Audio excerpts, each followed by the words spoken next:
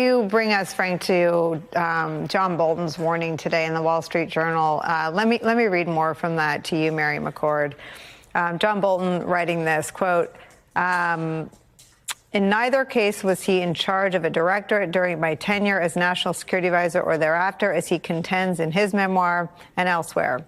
He reported to senior directors in both cases and had defined responsibilities.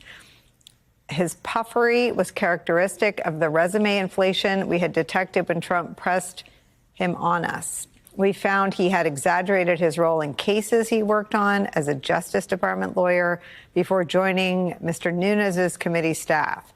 Given the sensitivity of the NSC's responsibilities, problems of credibility or reliability would ordinarily disqualify any job applicant. And Mary, let me just, so this doesn't ever look like a single sort of conflict between two former Trump national security officials, let me show you what former Secretary of Defense Mark Esper, also one of Trump's former national security officials, had to say about Kash Patel.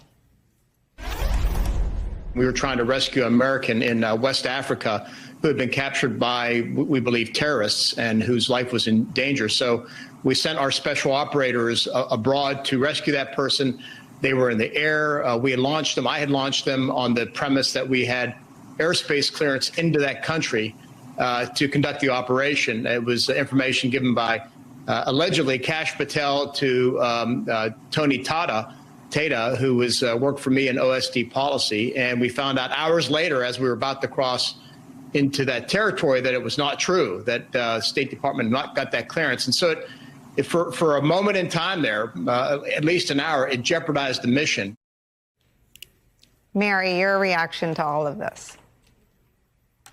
That's such a concrete example, right, of the danger. I have no personal knowledge of that incident, but just taking the former defense secretary at his word, think about the ramifications. You have somebody who our allies abroad very well may not trust because of that incident, and of course, because of other things, such as his claims that Donald Trump engaged in massive declassification of some of the highest level national security information, classified information just before his departure from office, something that I think most people don't believe is true and was contested by others within the White House, including the White House counsel's office. But even if it had been true, that's how carelessly he felt about national security secrets, sources and methods, relationships with our allies, our nuclear weapons program. Those are things that he cavalierly suggested Donald Trump had used mental telepathy to declassify. So I think the former defense secretary's comments, as well as John Bolton's comments, should really cause a whole lot of concern among not only the American public, but the members of the Senate, whose responsibility is to confirm the president's nominee for FBI director. And I would like to reflect back on the 1970s, the Senate Judiciary Committee that engaged in the hearings that resulted in the passage of this 10-year non-renewable tenure for the FBI director. There were two goals, and both went toward there never, ever being a partisan FBI director who was part of just the president's own, personal entourage, if you will.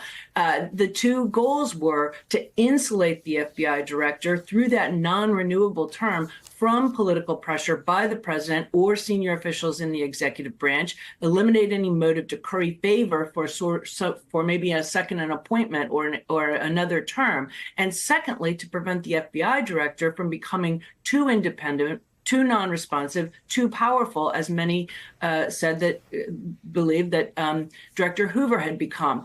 So those things are those goals are completely undermined by not only Director Wray capitulating and resigning before he is forced out of that position. And I do respect the director. I just disagree, as do your other guests today, Frank and John, that was the right thing to do, and also would be completely undermined by the president appointing somebody like Kash Patel and by the Senate confirming someone like him. The Senate has to take this extremely seriously. Michael Steele, I'll let you answer whether or not you think they will.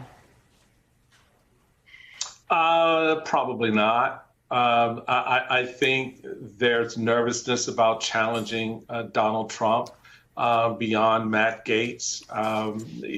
There's going to be a lot of hand wringing and a lot of, oh, let me, take close account of what, the nominee has said about this, if they're Kash Patel or that, if they're, someone else. And the reality of it is, the Senate probably doesn't want to exercise its independent constitutional responsibilities of advise and consent and say to the president, which they should be saying now, not waiting until you get to the inauguration, not waiting until you get into the process of actually having the hearings, but saying now to the president, Mr. President, we got you. You're a man. We love you, but you can't send us anything like this. So we're going to advise you not to do this. And so we're not going to consent on these three, Gabby, Tulsi Gabbard, and Kash Patel, and Seth Hegseth, but send us someone that we can pass with no noise and no drama. Trump's not going to do that because he wants the noise. He wants the drama. He loves the